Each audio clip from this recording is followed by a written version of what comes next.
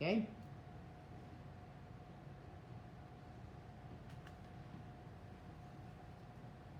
All right, ready? Okay, so we're going to talk about resonance.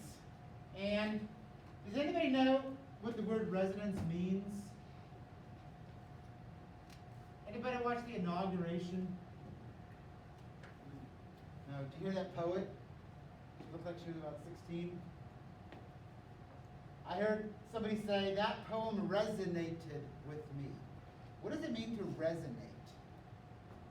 What is resonance? It's not up there. What does it mean? Anybody ever used it in a sentence?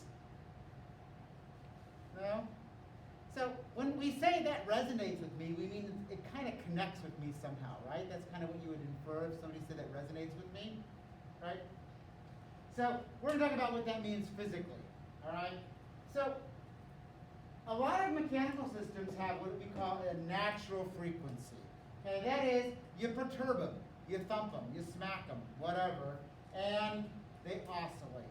So for example, a tuning fork. If I thump a tuning fork, it oscillates. You guys did this yesterday, right? You kept smacking them on your hands.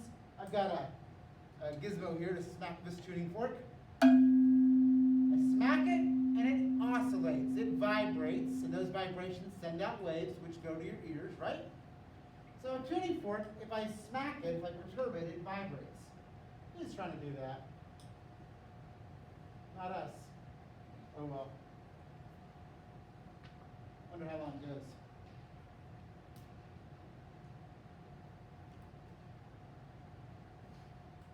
There we go. A wine glass actually vibrates. If I smack a wine glass, listen carefully. Why did it keep making a noise after I thumped it? Well, when I smacked it, the glass started vibrating. And it kept vibrating. And it has a natural frequency that it wants to vibrate at. Listen to the pitch. It's the same every time. That's its natural frequency. Okay? A mass on a spring has a natural frequency. If I disturb it, it has a frequency that it oscillates at, right? Turns out lots of things have natural frequencies. If I have a really tall building, Godzilla comes along and smacks the Sears Tower, it'll vibrate. And it has a natural frequency. This thing bops back and forth at a frequency that is always the same. You smack it a little bit, or you smack it a lot. Anybody been to the top of the Sears Tower in Chicago on a windy day? You can feel it vibrating, and you can feel it swaying a little bit. It's kind of wild. So, yes, Cameron? Yes, the Gateway Arch too. Any tall building on a windy day. So, a lot of systems have natural frequencies they vibrate at. Okay? So, we call that the natural frequency. So, here's a question for you. I got a piece of paper, just regular old paper.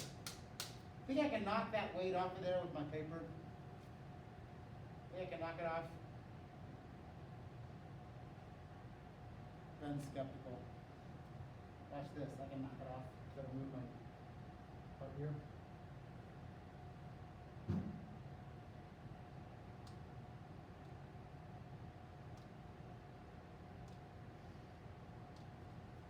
Didn't say I could do it quickly.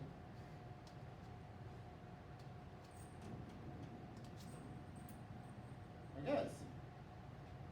Now, can I add much energy with a piece of paper? I mean, if you try to just like smack it off, right? Is it going anywhere? No. What was the key? What did you notice about how I added energy to it? What did I do special?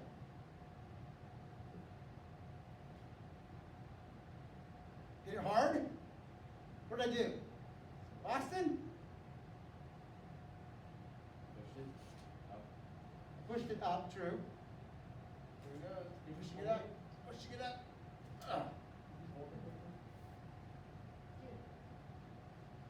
What did I do?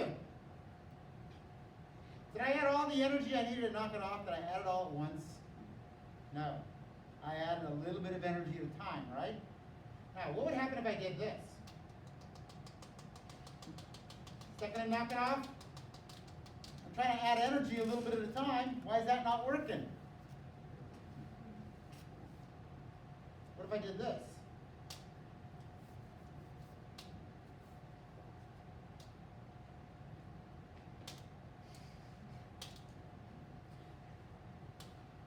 Is that going to work? What was special about the way I added energy? I'm just adding a little bit of energy every time, right? But I'm doing it at the exact right time. I'm adding energy at the same rate that it already naturally vibrates at. That's resonance.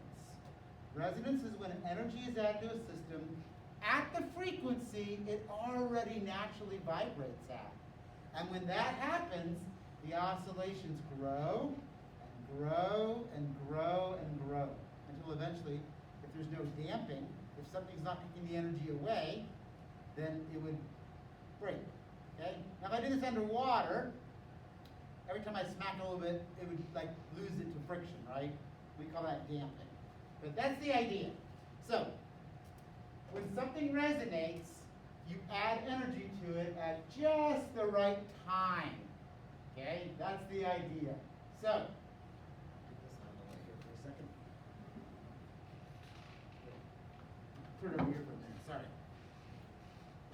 So, when energy is added at the same frequency as the natural frequency, resonance occurs.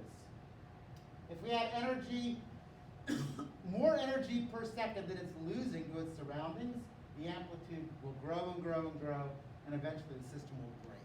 Okay? That's the idea of resonance. So, here's some examples of resonance. So, that tuning fork I had, this one here, when I smack it, it vibrates. It sends out little waves everywhere, right? You guys hear those? Okay. Now, I've got another tuning fork, and this tuning fork is the exact same frequency as this one. They're a matched pair. All right? Now, if I want to make that one vibrate, I can thump it. But there's another way to make it vibrate. I can send little tiny bits of energy at just the right frequency. Not doing it, right? Come on up here, Miami, I need your help.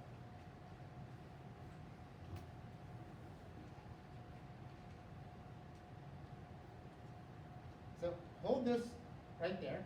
Oops, like that. Okay, hold the box. Don't touch the tuning fork. All right, so listen to this frequency. Listen to this frequency. Hold the tuning fork now. Okay, now here's what's going to happen. I'm going to let go of the tuning fork. Just hold the box.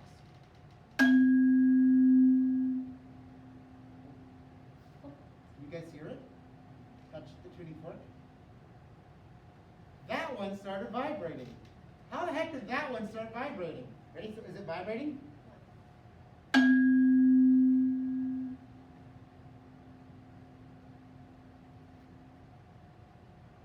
The little tiny sound waves, thank you, from this one smack into that one. And although they're not much energy, I mean, this sound wave isn't going to knock Ben over, right? But they're just the right frequency, and they keep bashing against this one, and they make its oscillations grow and grow and grow. So this one starts to resonate. This one vibrates because the sound waves that are smacking into it are just the right frequency that it already naturally vibrates at. So it resonates. Okay? Does that make sense? That's the idea. We are adding energy at the rate it already vibrates at. All right? So that's one example. Sympathetic tuning forks. So there we go. We use tuning forks to tune pianos. You don't actually have to smack the tuning fork and then listen to it and play the piano note. If you tune the piano right, when you play the piano note, the tuning fork will start to vibrate on its own. Okay, you don't have to smack them and compare the frequencies. You can just keep tuning the piano till playing the note makes the tuning fork vibrate. Then you know they're the same frequency. A swing is an example of resonance, right? So if you watch little kids, they're so much fun. They're like 2 years old. They get on the swing, and they just slap their legs back and forth, and nothing happens, right? That's this. Nothing happens. Well, what do you know about a swing? It's a pendulum, and it has a characteristic frequency that it wants to swing at, right? Now what if you kick your legs at just the right time and add little tiny bits of energy every time at the right time? What happens to the swing? It's bigger and bigger and bigger. Or if you're the parent pushing, you always push at the exact same time, right? And then the swings get bigger and bigger and bigger. So a swing is an example of a resonating system. It's not like you just kick your legs and that shoots you 8 feet in the air. You got there by adding little bits of energy over many consecutive swings, right? That's a resonating system. So Amatrice, Italy, there was an earthquake, and it pretty much destroyed the town. Anybody see something weird there, though? What is weird about that picture? There's a tower. If the earthquake was going on and you lived in this house right here, would you have said, hey, there's an earthquake, let's go to the tower, we'll be safe? No, it's a skinny old tower. But the town is destroyed and the tower is just fine. What the heck's happened there? Resonance. Okay, so here's my example for Amatrice. Sorry, gotta move stuff around. So, this is a model of 3 different buildings. Okay, so imagine I've got 3 different buildings here. I've got a tall building, and if Godzilla smacks it, it vibrates pretty slowly, right? If I smack the middle building, it vibrates a little faster, and the short building vibrates fast, right? See that? Well, because they all have a natural frequency, they will all resonate at that frequency. So an earthquake is the shaking of the ground. What if the ground was shaking slowly? Which building is resonating? The tall one. What are the other ones doing? Not much, right? Which one do you think is going to fall? The tall building. But what happens if the earthquake waves are a high frequency?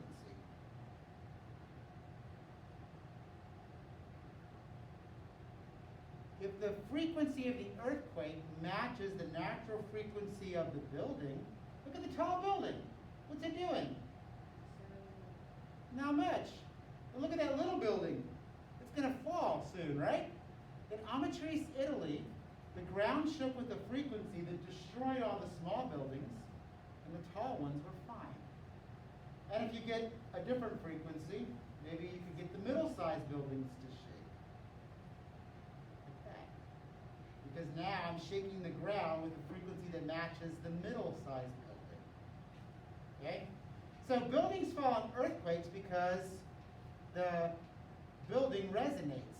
Energy is added by the earthquake at just the right time for that building. Okay? And depending on the height of the building, that's your frequency.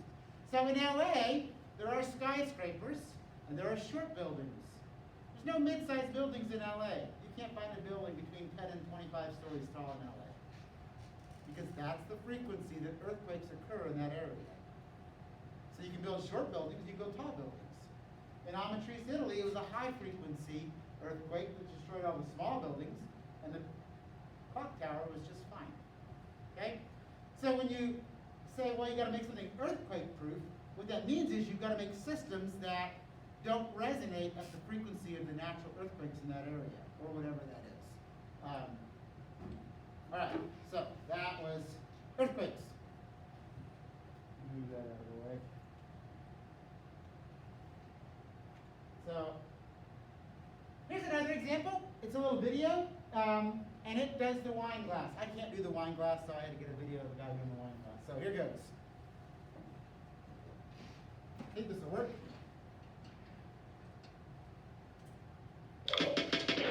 Shockwaves from a punch can do damage to the human body. Now we're going to time warp at 10,000 frames per second to see how sound waves destroy glass.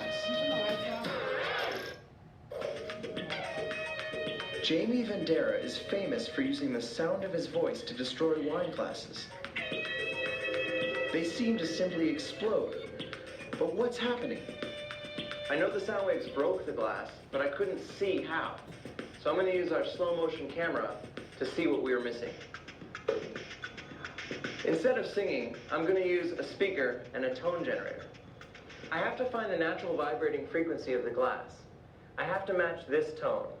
337 hertz. That's it. This is the exact tone to make this particular glass vibrate.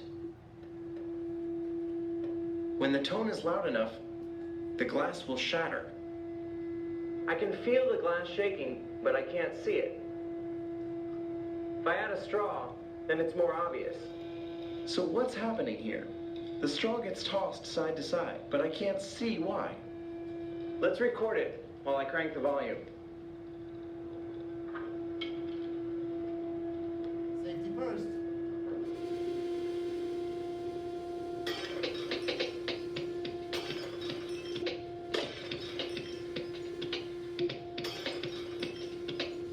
All right, I took 10,000 frames per second, and I took 1 second. If I were to play back this whole video, it would take 8 minutes to get through. Oh, this is amazing. What felt like the whole goblet vibrating is actually the rim bending back and forth, 337 times a second, the same rate as the sound waves. If I draw in the sound waves, you can see what's happening. One wave comes out of the speaker and pushes the side of the wine glass. The glass bounces back just when another sound wave pushes it again. If the timing or frequency of the sound waves is exactly right, the motion will build until the glass breaks.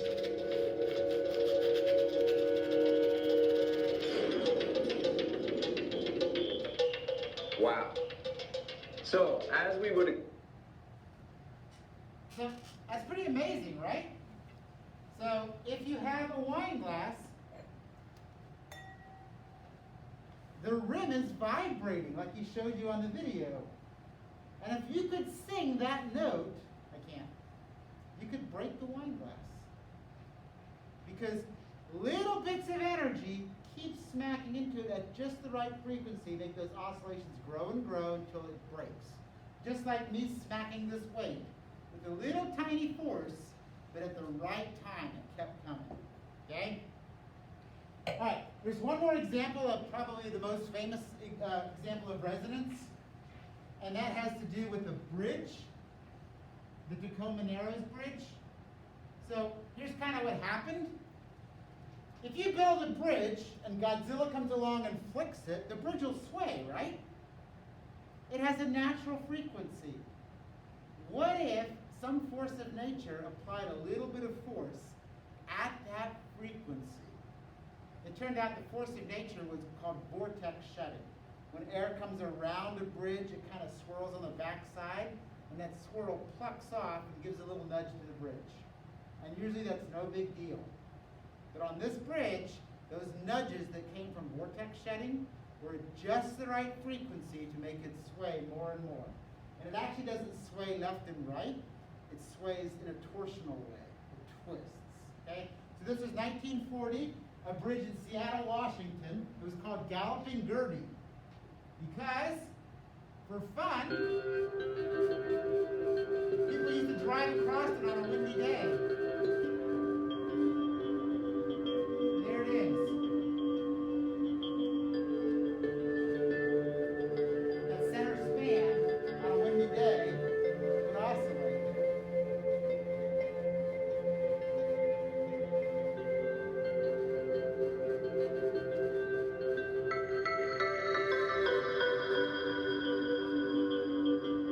And then